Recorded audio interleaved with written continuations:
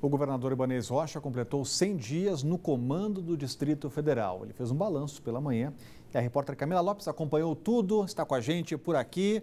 Uma boa tarde, Camila. Logo em seguidinha a gente traz, agora sim, a Camila está com a gente. Boa tarde, Camila.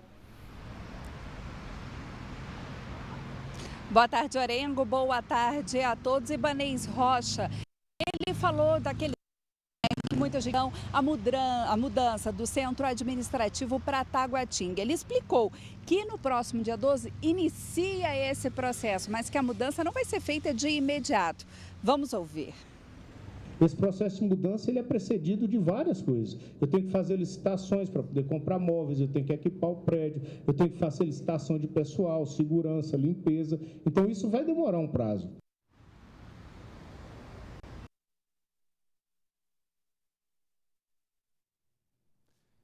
A gente teve uma pequena falha no contato com a Camila. Cláudio Humberto, 100 dias do governo Ibanez Rocha. Qual é a avaliação que dá para fazer desse início de governo? A avaliação é muito positiva porque a gente viu ali que o governo conseguiu resolver nesse período vários problemas e encaminhar a solução de tantos outros, né?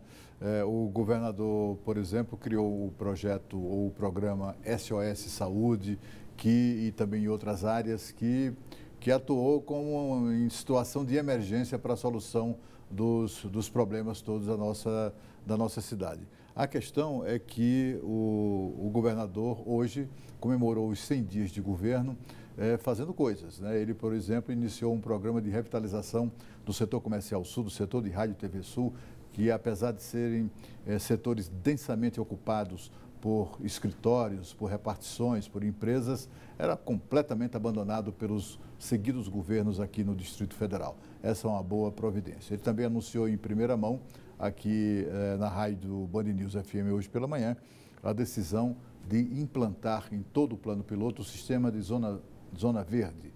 Ele chamou de zona verde, mas em outras cidades é também chamado de zona azul, que é exatamente o sistema de estacionamento público pago, que é para garantir a rotatividade das vagas, garantir que um número maior de veículos utilizem as vagas públicas. Muita gente ocupa as vagas públicas de estacionamento como se fossem vagas particulares. Isso vai acabar e logo, em 60 e poucos dias, será feita a licitação e, em seguida, a implantação de um sistema que, segundo ele, será digital, através do celular. As pessoas vão comprar ali o espaço,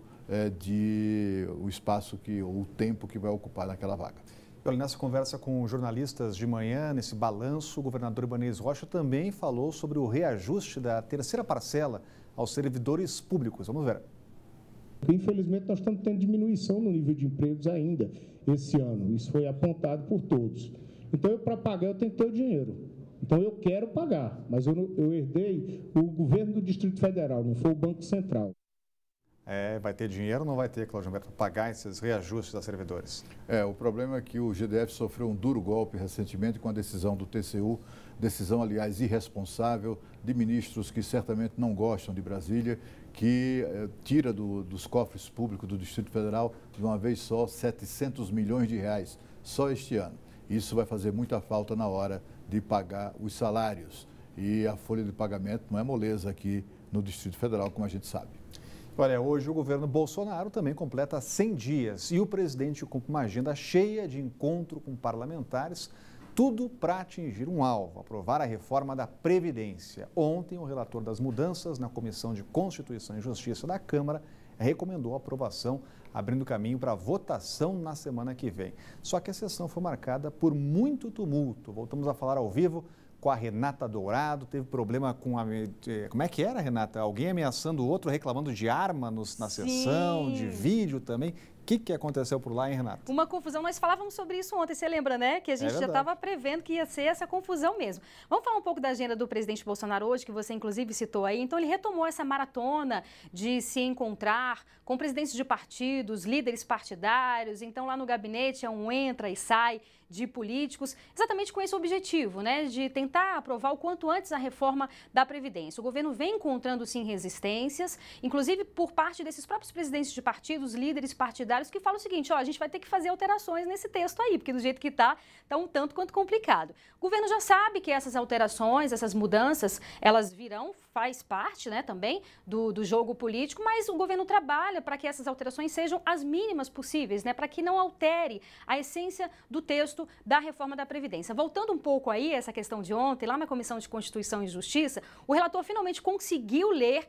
esse relatório, mas olha, foi uma confusão. Nós temos aí algumas imagens, Rodrigo, que mostra essa confusão danada. Exatamente isso que você falou. Alguns deputados afirmaram que o líder do partido do presidente Bolsonaro, o líder do partido do PR, que é o delegado Valdir, estava armado em plenário, o que obviamente é proibido, né? Nenhum parlamentar pode andar armado. E aí foi essa confusão que a gente está vendo aí, um bate-boca, um empurra-empurra. Por fim, o deputado mostrou um coldre vazio, mas alguns deputados dizem o seguinte: olha, ele estava armado sim, a gente chegou a ver a arma, ele entregou a arma para alguns assessores ali. Enfim, uma confusão danada, mas o fato é que o relatório foi lido, o relator, o deputado Marcelo Freitas, conseguiu ler esse relatório e aí a previsão é que na próxima semana, no dia 17, portanto, esse relatório na CCJ, Comissão de Constituição e Justiça, seja votado e que seja aprovado, analisando ali o mérito, ou melhor, não o mérito, a constitucionalidade do texto, para que no próximo passo, a próxima etapa, na comissão especial, aí sim, seja analisado o mérito e aí também, Rodrigo, prepare-se que vai ser, deve ser, né, uma confusão danada e a gente vai acompanhar tudo por aqui. Obrigado, Renata. Continua acompanhando. Cláudio Humberto, qual é a avaliação que dá para fazer desses primeiros dias aí de governo Bolsonaro? Olha, a avaliação é muito positiva. É um governo que errou muito, bateu cabeças, teve problemas de comunicação muito graves que está tentando resolver. O presidente, inclusive, já nomeou, já substituiu o secretário de Comunicação Social por alguém do ramo, alguém que entenda disso. É preciso alguém que advirta o governo sobre erros de conduta para que eles não os cometa. Como eu costumo dizer, nós temos um governo que atravessa a rua para pisar no cocô de cachorro do outro lado da calçada do outro lado, né?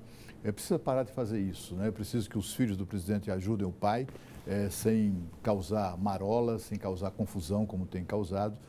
E apesar de não haver cumprido grande parte das metas que foram estabelecidas para os primeiros 100 dias, aliás, outro erro, essa coisa de estabelecer metas, porque raramente são cumpridas e acaba as pessoas fazendo balanço do não cumprimento de metas. Mas, enfim, poucas delas 30% delas foram cumpridas, mas houve um grande avanço. O presidente teve a coragem de enviar para o Congresso Nacional um projeto de reforma da Previdência tão duro quanto necessário e o que sinalizou muito positivamente para todos que precisam ou podem apostar no Brasil. Essa aposta vai resultar em investimentos, vai resultar na geração de negócios e também de empregos, que é o que interessa. São 12, 13 milhões de brasileiros e brasileiras que não têm a dignidade da carteira assinada e isso precisa ser resolvido com urgência. Para resolver, é preciso destravar a economia sob vários pontos, vários aspectos, mas é preciso também fazer sinalizações importantes sobre o compromisso do governo com as medidas que são corretas, que são necessárias, como é o caso da reforma da Previdência. Portanto, é uma avaliação bastante positiva. A gente viu que o governo enfrenta problemas, mas são problemas que é preciso dar peso a ele, né? A confusão que se estabelece na CCJ ontem, se estabeleceu ontem, como naquele depoimento do ministro da Economia, faz parecer que a CCJ está dividida, que a CCJ majoritariamente até não quer aprovar, mas é tudo mentira. O fato é que, concreto, é o seguinte: a oposição não tem número suficiente para fazer frente à bancada majoritariamente favorável à aprovação do projeto de reforma da Previdência. O que é que eles fazem, já que não tem número? Tentam inviabilizar votação, sessão, discurso, leitura de relatório. É aquela confusão de sempre que a gente conhece. A gente viu aí, né, uma das votações, por exemplo, de ontem, para o encaminhamento da leitura do relatório do projeto de reforma da Previdência, foi para voto e o governo ganhou de 39-3. A oposição só tinha 3 votos, apesar de todo aquele barulho que a gente viu. Portanto, é algo que não se deve ter dúvida, o governo deve mesmo aprovar a reforma da Previdência. E menos de 3 meses depois de assumir o cargo de presidente da Apex, Agência Brasileira de Promoção e Exportações e Investimentos, o embaixador Mário Vilalva foi exonerado pelo ministro de Relações Exteriores, Ernesto Araújo. Vilalva é o segundo presidente da Apex demitido no governo de Jair Bolsonaro. E na educação, tomou posse o ministro Abraão Weintraub, prometendo melhores resultados sem aumento de gastos. um dos ministérios aí mais importantes do governo, patinou nos últimos 3 meses, mergulhado em uma série de polêmicas e brigas internas. Abraão Weintraub chega à educação em meio a uma série de desafios. O principal, colocar o MEC para funcionar. O foco é principalmente com a população, com o pagador de impostos, com as famílias que estão na ponta, demandando uma nação melhor, aonde o Estado, que é composto por pessoas, nós aqui, tem que entregar melhores serviços, tem que entregar um produto melhor. Ele sucede Ricardo Vélez Rodrigues num ministério conflagrado entre 3 alas: militares, técnicos e seguidores de Olavo de Carvalho, ideólogo radicado nos Estados Unidos e influente no governo de Jair Bolsonaro. As disputas internas, assim como diversas declarações polêmicas do ex-ministro, prejudicaram a administração rotineira do MEC. O Instituto Nacional de Estudos e Pesquisas Educacionais, Anísio Teixeira, está sem presidente há 2 semanas. O INEP é responsável, por exemplo, pela realização do Enem, que está sem gráfica, depois que a empresa que imprimia as provas de cerca de 6 milhões de candidatos declarou falência. O exame, que é a principal porta de entrada para a universidade pública, está marcado para novembro. Outro desafio do novo ministro é resolver problemas no FIES. Estudantes que obtiveram a bolsa de estudos do governo federal em fevereiro reclamam que até agora não conseguiram se matricular, porque as universidades têm tido dificuldades para receber o dinheiro do financiamento. O Planalto diz que Vélez Rodrigues teve problemas de gestão e por isso o presidente escolheu Weintraub. Ele era o número 2 da Casa Civil e é tido por aqui como um bom administrador. O antecessor dele foi uma sugestão de Olavo de Carvalho. Já Weintraub é ligado ao chefe da Casa Civil, Onyx Lorenzoni. Ele é formado em Ciências Econômicas pela USP, mestre na área de Finanças pela FGV e professor da Universidade Federal de São Paulo. No campo ideológico, se define como de direita, mas fez questão de dizer que não tem filiação partidária, como a maioria dos antecessores. E finalizou o discurso dizendo que assume o ministério no papel de bombeiro. O objetivo é acalmar os ânimos, colocar a bola no chão, pôr para rodar, republicanamente, respeitando diferentes opiniões. Tem gente que fala que eu sou muito radical, eu não sou radical, eu sou aberto ao diálogo. E a seguir, os benefícios da atividade física para quem tem problemas de coração em mais uma reportagem especial sobre o Brasília em Movimento. O Band Cidade volta daqui a pouco.